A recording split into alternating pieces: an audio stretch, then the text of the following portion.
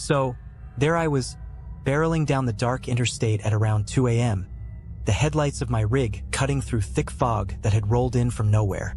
Driving at night was routine for me. I'd been hauling loads across the country for years, seen every kind of weird and unsettling thing you could imagine. But this night was different. I'd picked up a load in California, aiming to deliver in Colorado by sunrise. It was a long haul, but the road had always been a friend, even if a strange one at times. After all, there's something about the hum of an engine and the sight of nothing but open road stretching in front of you that can make you feel invincible. Until that night, about 2 hours into my trip, the road narrowed, twisting through a stretch of deserted forest. The GPS warned me this route could be risky, but I'd driven it before and figured I could handle it. As I rounded a sharp bend, a figure darted across the road. I hit the brakes hard, heart hammering, and barely managed to avoid hitting whatever it was. When the dust settled, I looked around. No one. Just an empty road, trees towering on both sides, silent and still. I pulled myself together, thinking maybe I'd just seen an animal, maybe a deer, but then there was something else. A noise, a whisper. Through my open window, something was whispering my name. The hairs on the back of my neck prickled as the whispering grew louder, more insistent. I closed the window, figuring I was just tired, imagining things. But as I drove on, I couldn't shake the feeling that someone, or something, was watching me from the shadows. I pushed the accelerator, eager to get out of that forest stretch. Then my truck's radio, which I had left off, crackled to life. Static filled the cabin, and underneath the static, a voice murmured just barely loud enough to hear. "Come back." A chill ran down my spine. I didn't recognize the voice, but it sounded wrong, like a mix of static and a low, gravelly growl, echoing as if it were calling from a distance. I turned off the radio completely, but the voice kept repeating, "Come back, come back," and then, just like that, the radio fell silent. I was starting to feel like this night was taking a very dark turn, but I kept pushing forward, just wanting to leave that stretch of road behind. Another hour went by, and I began to think maybe I was in the clear. The fog had cleared up, and the road was empty once more. But then, out of nowhere, my rig lurched as if I'd hit something massive. I swerved, struggling to keep control. The truck slowed to a stop, and in the glow of my headlights, I saw it. A person, lying in the middle of the road. Or at least, that's what I thought it was. I leapt out of the cab, heart pounding, and rushed over. But as I got closer, I froze. The figure didn't have a face. Where eyes, nose, and a mouth should have been, there was just smooth, blank skin stretched over bone. It lay there, motionless, its arms twisted at impossible angles. I stumbled back, suddenly aware of just how silent the night had become. No wind, no crickets, just the heavy, suffocating silence pressing in from all sides. I was about to turn and run back to my cab when a sound echoed through the trees. A low, gurgling growl, like something huge and angry was hiding in the darkness, watching. I looked back at the figure on the road, and that's when I saw it move. Not much, just a slight twitch of its fingers, but it was enough to send me scrambling back to the truck. I jumped into the driver's seat, fumbling to start the engine. The headlights caught something else moving on the side of the road. More figures, all identical, all faceless, slowly emerging from the trees. They stood there, staring, or whatever they did with those smooth faces, right at me. With a shuddering gasp, I slammed my foot down on the accelerator and peeled out of there. My headlights cut through the darkness, revealing nothing but the empty road ahead. But as I sped away, I glanced in the rearview mirror and saw the figures following me. The figures didn't run. They didn't even walk. They just appeared, like static on a TV screen flickering closer each time I glanced back. 1 second they'd be 50 feet behind, the next just 10. I couldn't look in the mirror anymore. I gripped the wheel, white-knuckled, heart racing, as I pushed the rig harder than I'd ever dared. The engine roared, tires screeched, but no matter how fast I drove, I felt that presence right behind me. Somehow, deep down I knew If I looked in the mirror again, I'd see one of those faceless things inside the truck, right behind me. Reaching, the highway started twisting and turning again, winding deeper into an endless maze of black trees and shadow. My GPS had long since lost signal. The only thing guiding me now was instinct and the desperate urge to escape. Just as I felt I couldn't take it anymore, a shape loomed on the horizon. An old gas station, lights flickering. It looked deserted, but I didn't care. I slammed on the brakes, bringing the rig to a screeching halt right in front of the place. I jumped out, expecting to feel hands or whatever those things had instead of hands. Grab me, pull me down, but nothing. The air was still, the night silent. I glanced around, heart still pounding, but the road behind me was empty. No figures, no whispers, nothing. I took a few shaky steps toward the gas station, wondering if I'd imagined the whole thing. But the voice on the radio, that low, distorted growl, still echoed in my mind. As I stepped inside the gas station, I took a look around. Rows of dusty shelves were stocked with snacks that looked like they hadn't been touched in years. The air was thick with the smell of mildew and something else, something metallic. Behind the counter was a clerk, his face obscured by the shadows. He didn't move, didn't speak. "Hey," I managed, voice shaking. "Phone. Do you have a phone?" The clerk lifted his head slowly, and my stomach dropped. His face was wrong. Too smooth, like his features had been blurred, melted together. And his eyes, small, black, bottomless pits that swallowed the light. "I'd leave if I were you," he rasped, voice crackling like dead leaves underfoot. "You're not supposed to stop here." What?"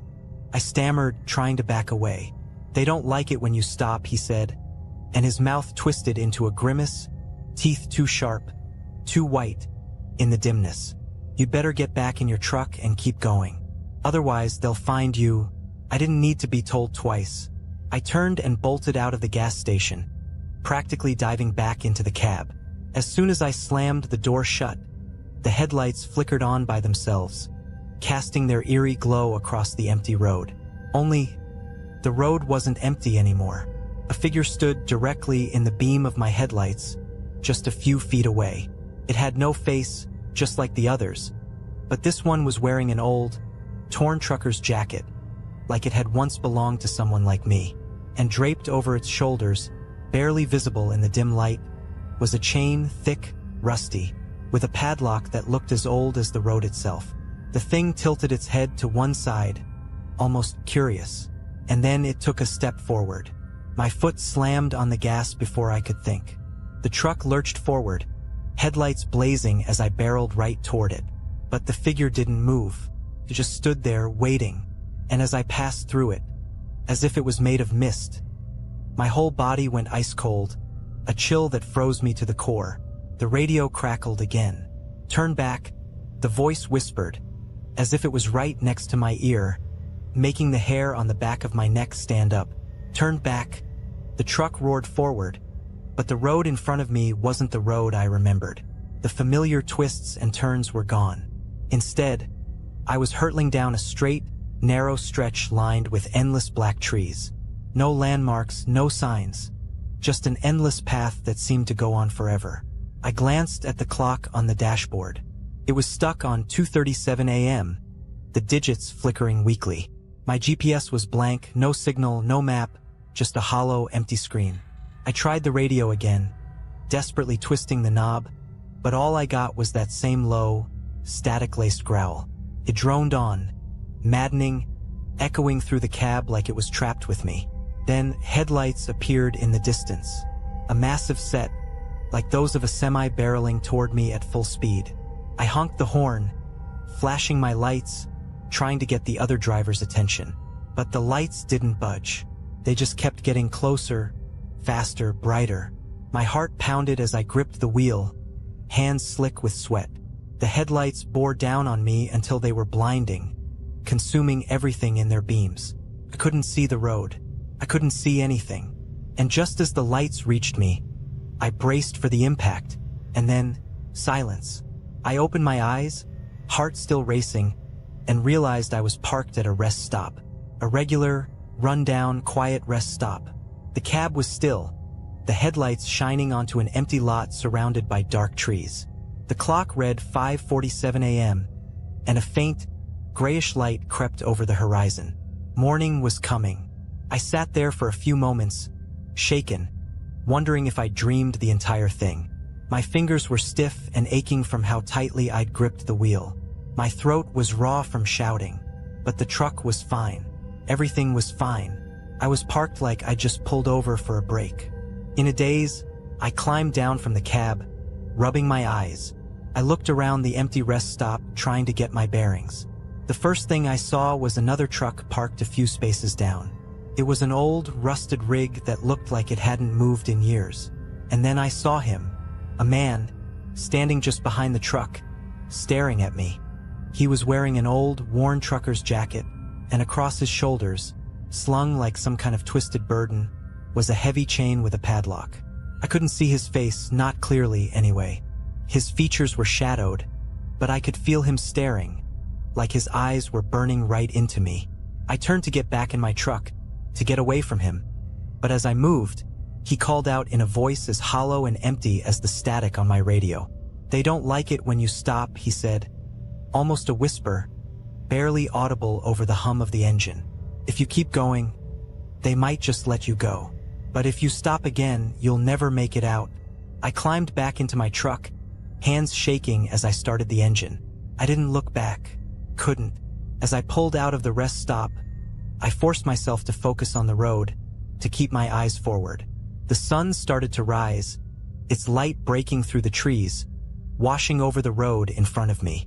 But even as I left the rest stop behind, even as the sky turned from gray to blue, I could still feel his presence, a shadow lurking in the rearview mirror.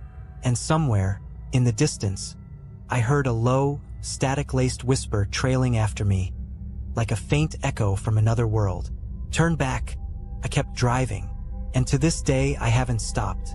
Not at night, not in the fog, not when the whispers come through the radio, because I know that if I ever stop again, they'll be waiting. It was about midnight when I took a wrong turn off Interstate 80 somewhere in Nebraska. I'd been on the road for almost 14 hours straight, hauling my load across 3 states. Sleep wasn't an option. I had to make it to Denver by morning. I'd been through these back roads countless times, so the detour didn't bother me at first. But as the minutes ticked by, I couldn't shake the feeling that something was wrong. The night was unusually still. Even the usual chirping of crickets and rustling of tree branches seemed absent. Then I noticed a dim glow in the distance, a rundown gas station, miraculously still open at this hour. I figured I'd pull over, grab a coffee, and ask for the quickest way back to the main road. When I walked in, the place was empty. No one behind the counter, no customers. The fluorescent lights overhead buzzed, casting an eerie, almost sickly glow. There was something stale in the air, the kind of staleness that hinted at secrets best left alone. "Hello," I called out, trying to break the silence. Nothing. Shrugging it off, I poured myself a cup of burnt-smelling coffee. Just as I was about to leave, a figure emerged from the back room. He was tall, skinny, with a face that looked like it hadn't smiled in decades. He stared at me for a long, uncomfortable moment before muttering, "Headed west?" I nodded, taking a sip from my cup, wishing I hadn't. Tasted worse than it smelled. "Stay on Route 17, he said slowly, as if each word cost him something. "And don't stop, no matter what." That got my attention. "What do you mean, don't stop?" The man didn't answer. He just gave me this haunted look and disappeared into the back. As I got back in my truck, his words stuck with me. "Don't stop." I chuckled, chalking it up to some small-town superstition. But the weirdness of the place lingered, gnawing at my mind as I merged back onto the road. It wasn't long before I saw it. A thick fog started rolling in, so dense it seemed to absorb the beams of my headlights. In the middle of nowhere, I couldn't see 10 feet in front of me. My grip tightened on the wheel as I pressed on, ignoring the instinct to slow down. Then, out of the fog, something appeared. At first, I thought it was another truck, but as I got closer, I realized it was something else. An old, battered car, creeping along in the same direction I was heading. The car's taillights flickered like they were barely holding on. It was too slow, so I pulled into the other lane to pass it. Just as I drew alongside, I glanced over and froze. Inside, the driver was slumped over, his face pale and lifeless, eyes wide open, staring straight ahead. He looked like he'd been dead for days. My heart slammed against my chest. Before I could fully process what I'd seen, my truck swerved back into the right lane, and I floored it, desperate to put as much distance as possible between me and that car. But no matter how fast I went, the car stayed behind me. The headlights of that old car never faded, locked onto my truck like some hellish beacon. I kept glancing at my mirrors, hoping to lose it around a bend, but every time I checked, it was right there, close enough that I could almost feel the driver's dead eyes boring into the back of my skull. I kept replaying what the guy at the gas station had said. Don't stop. The fog seemed to thicken, clinging to the road in thick, twisting wisps. My headlights barely cut through it. At this point, all I could see was the road immediately in front of me and those relentless headlights following behind. I kept one eye on the road and one on the clock, 2:17 a.m. It was a little over an hour since I'd left the gas station. I just had to keep moving, keep my focus on Denver. Then I saw something in the road. At first, it was just a shape, low and unmoving. As I got closer, it became clear. It was a figure, hunched over on all fours. A person, crouched in the middle of the highway, head down, hair hanging limp over their face, unmoving. My foot hesitated on the brake, every instinct screaming at me to slow down. But that voice in my head repeated, "Don't stop. Don't stop." So I gritted my teeth and hit the gas. I veered to the left, my tires skidding slightly as I swerved around the figure, narrowly missing it. Just as I passed, I caught a glimpse of the person's face, or what should have been a face. It was pale, blank, with hollow, empty eyes staring straight ahead, unblinking, and worse, turned ever so slowly to watch me pass. My heart hammered in my chest as I forced myself not to look back, focusing only on the road ahead. But just then, something even stranger happened. The car behind me suddenly sped up, as if it, too, was trying to avoid that figure. It swerved erratically, almost losing control, before managing to right itself. That was the first time I felt it, the bizarre sense that maybe that thing wasn't chasing me. Maybe it was trying to outrun something else. But that didn't make sense, did it? A dead driver still driving? My mind raced, trying to rationalize it all, but the fear kept me grounded. All I could do was keep my foot pressed on the gas and push forward, faster and faster, as the fog seemed to close in tighter, wrapping around the road like some kind of living, breathing thing. And then, just ahead, the fog parted, and another figure appeared, standing in the center of the road. This time, it wasn't crouched or motionless. It was upright, tall, and waiting. The figure loomed in the middle of the road, a shadowed shape with its face turned toward me. Its arms hung stiffly by its sides, fingers outstretched like claws, as though it were ready to grab onto anything that dared get close. Couldn't stop. I wouldn't stop. I gripped the wheel and barreled forward, the truck's engine roaring as I pressed down harder on the gas. But just before impact, the figure shifted. No, it melted. It seemed to dissolve, reforming beside my window as I flew by, gliding effortlessly with the speed of my truck. My heart stopped. His face was there, right outside my window, staring in at me. It was a man, or at least it used to be. His skin was translucent, stretched tightly over his skull, and his eyes were pure white, empty and endless. His mouth hung open in a silent scream, jaw unhinged in an expression of pure, primal terror. I felt an icy chill radiate from the glass, seeping through the window and into my bones. Then, as suddenly as he appeared, he was gone. I glanced into my side mirror, half expecting him to still be there, clinging to the side of the truck. But the mirror only showed empty road behind me, winding back into the mist. Except, the headlights were gone. The car, the one that had been tailing me, had disappeared. I took a shaky breath, almost relieved, But my grip didn't relax. Something wasn't right. That car couldn't have vanished without a trace. And the fog, it was thicker than ever, swirling around me like smoke from a fire. I felt trapped, like the road was shrinking, closing in. That's when I heard it. The unmistakable sound of footsteps on the roof of my truck. Slow, deliberate footsteps, moving from the back of the cab toward the front. I couldn't make sense of it. There was no way anyone could be up there. We were still moving at high speed. But the sound was undeniable. A heavy, measured pace. Like someone was walking, taking their time, confident I had nowhere else to go. Then something tapped against the windshield from above. Once, twice, with a strange, rhythmic beat, like someone drumming their fingers. I barely breathed. My knuckles were white on the wheel as I kept my eyes fixed on the road, praying I'd see some sign of civilization, some light, any break in this nightmare. Then, slowly, the sound shifted. It was no longer tapping. Now, something was dragging its nails across the roof, like claws scraping against metal, inching closer and closer to the edge of the windshield. The fog was thick, blanketing the road, making every second feel like an hour. And then I saw it, emerging from the fog, stretching across the road in long, jagged letters that looked like they'd been carved into the asphalt itself. Turn back. The words stretched on for at least 50 feet, glistening wet and fresh in the darkness. But I knew those letters hadn't been there a moment ago. The scratching stopped. The air around me grew thick, almost suffocating, as if something enormous was crouched just above, waiting. I couldn't turn back now. The words "turn back" faded into my rear view as I pressed on, my hands trembling on the wheel. The silence was almost worse than the scratching had been.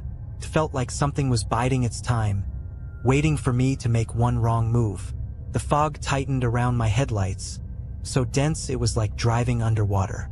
Every instinct screamed at me to pull over, to turn around, to do anything but keep going.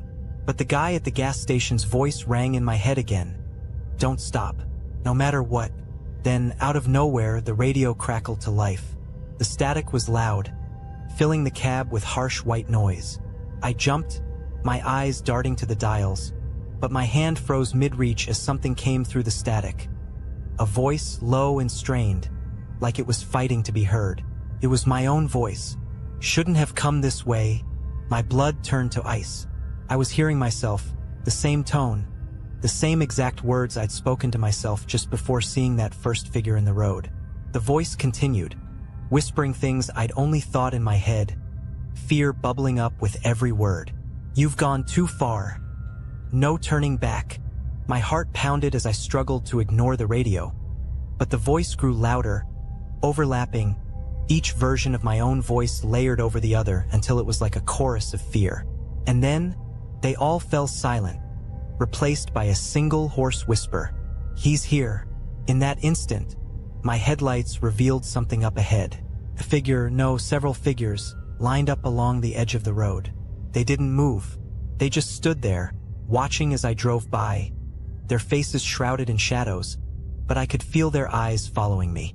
One of them lifted a hand as I passed, pointing, and slowly, almost imperceptibly, each one of them turned their heads in the same direction, as if guiding me somewhere, their eyes tracking me like I was prey.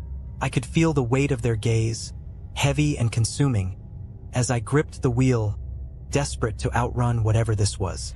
I forced myself to look straight ahead, my pulse hammering, barely breathing, hoping this would end.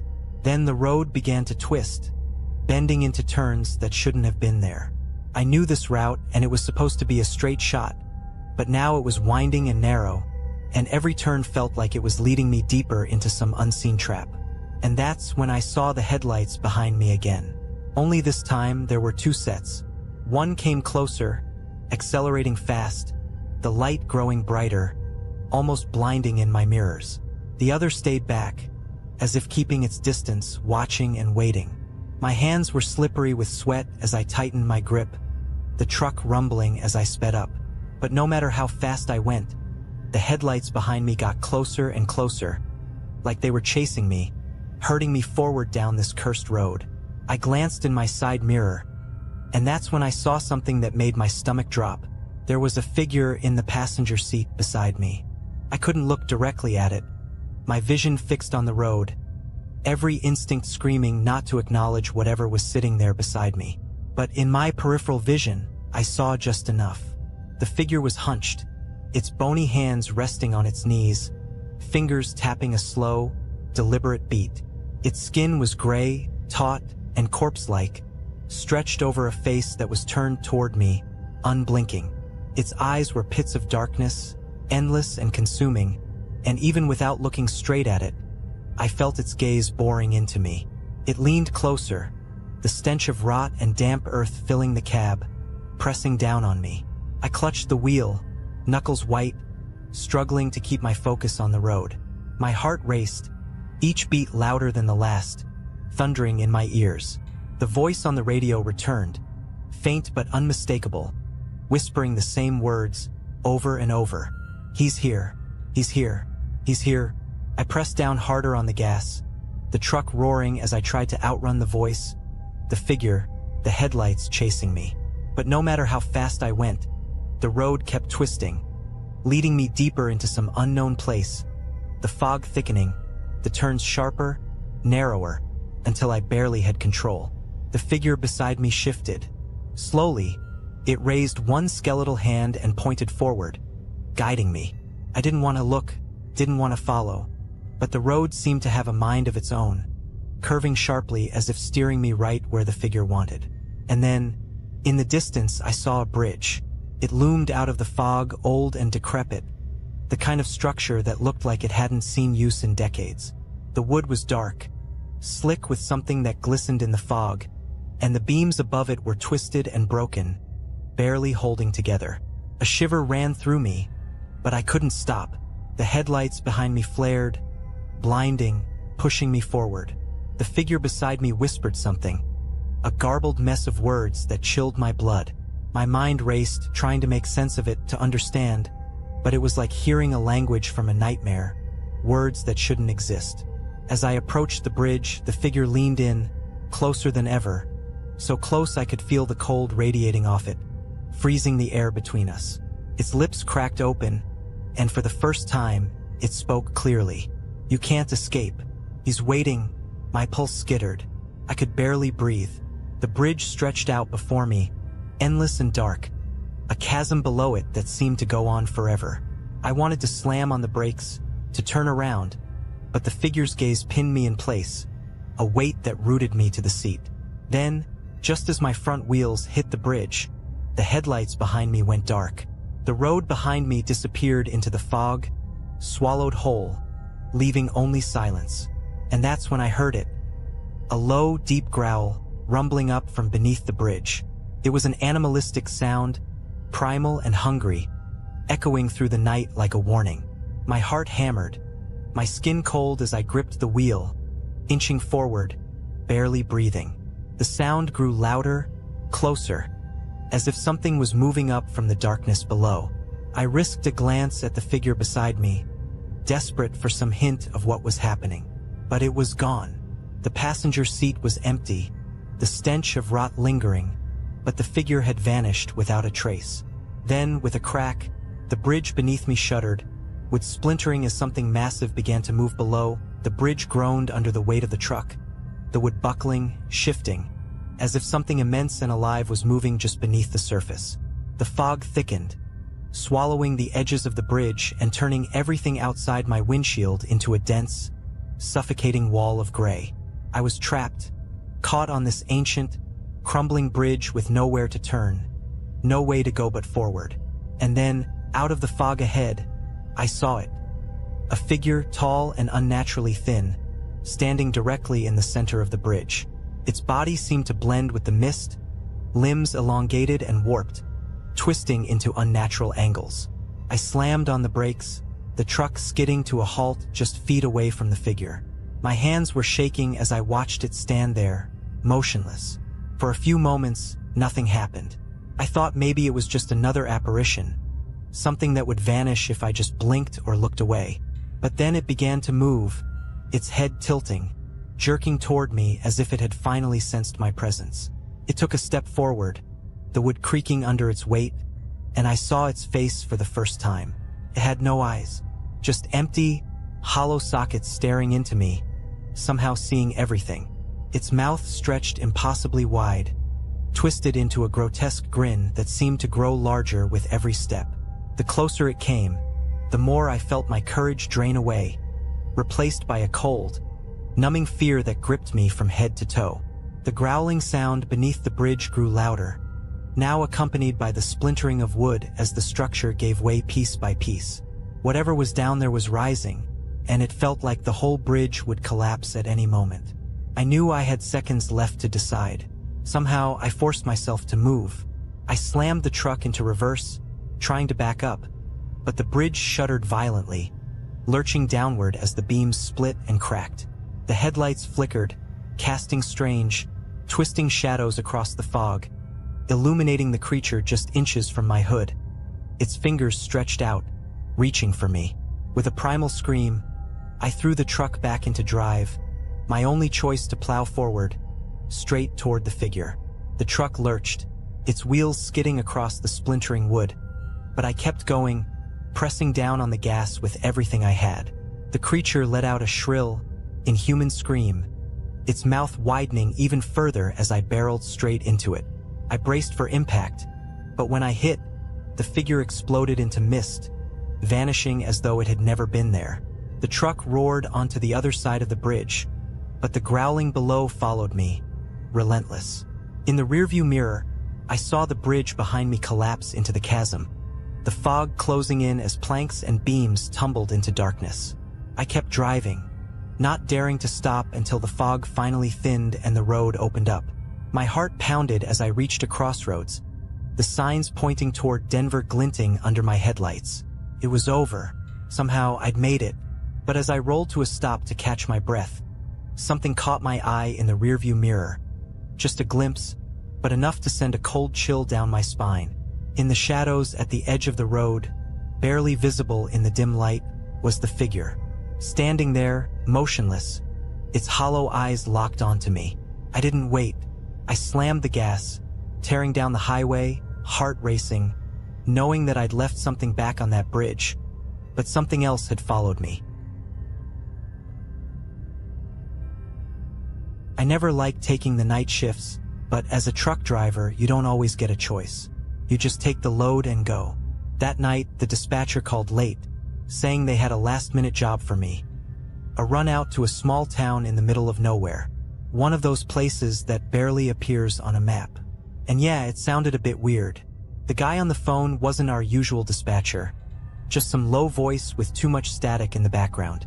But it paid double and I wasn't about to turn that down. I should have turned it down. Around midnight, I was on a narrow highway, trees dense on both sides, swallowing up any light besides my headlights. The road was dead empty. Not a single car passed me in the last hour. Radio static buzzed quietly in the background, the only sound besides the hum of the engine. A good way to stay alert, I told myself. But something in the air felt wrong. The kind of feeling you get when someone's watching you, even if you're all alone. After a while, I started noticing strange signs along the road. Nothing like the usual mile 25 or no littering ones. These were old, rusted, barely hanging on their posts. I squinted as one came into view. It had no words, just a hand-painted symbol of a twisted figure. Its head was cocked to one side, its limbs longer than humanly possible.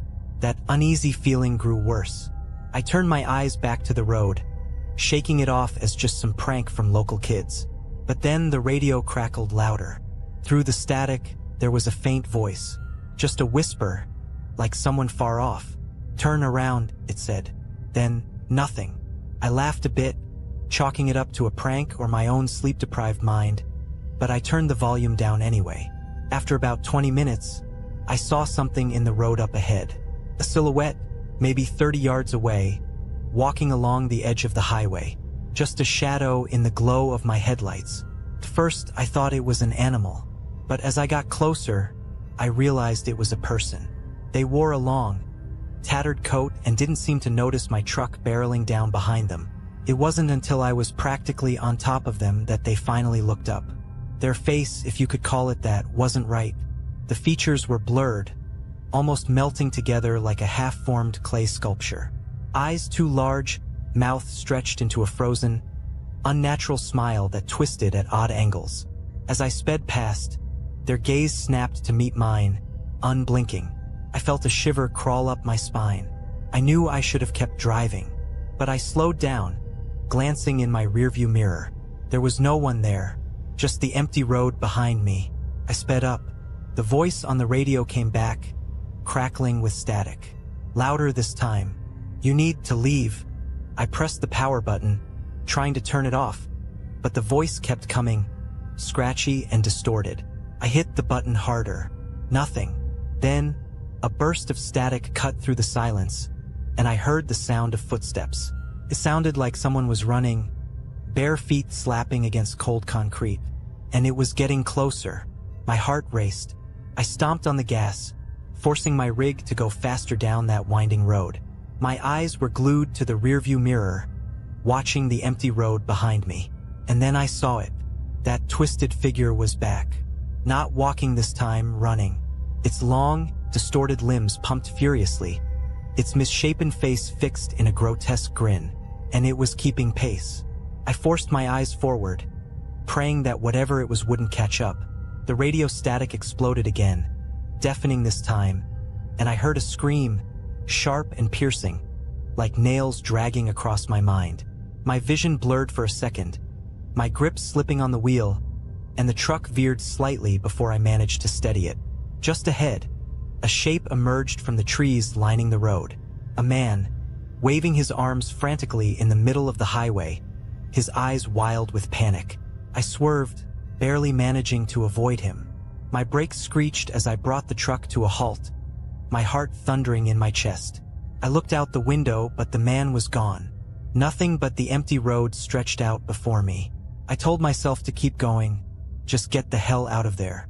But something in me, maybe the old trucker's code of helping others, made me check the side mirror again. And there he was, the man standing just behind my truck, staring up at my window. His eyes were wide, mouth gaping open as if he were silently screaming. I didn't dare get out. I just stared back at him, feeling my skin prickle with cold dread. He took a step forward, his hand reaching up to the door handle. I floored it. The truck roared as it leapt forward, leaving that figure behind in the swirling dust. I didn't look back, not once. I just drove, faster than I ever had, the trees blurring past as the road stretched out in front of me. Hours later, I finally saw the lights of a gas station, a sign of life. I pulled in, barely able to keep my hands steady as I climbed out of the cab. The attendant looked at me, eyes narrowing as he took in my pale face and trembling hands. "You all right, buddy?" he asked. I opened my mouth to answer, but I couldn't find the words. How could I explain what had happened? Then I glanced at the window of the gas station and froze. There, reflected in the glass, was that figure, standing just behind me, its twisted face smiling back at me through the night. I stumbled back, blinking hard, praying that my eyes were playing tricks on me. But there it was, clear as day in the reflection. A contorted figure with that wide, unnatural grin, lurking in the shadows just beyond the gas station's glow. I whipped around to face it, fists clenched, ready to defend myself. But there was nothing there, just the dark, empty road stretching back into the woods. The gas station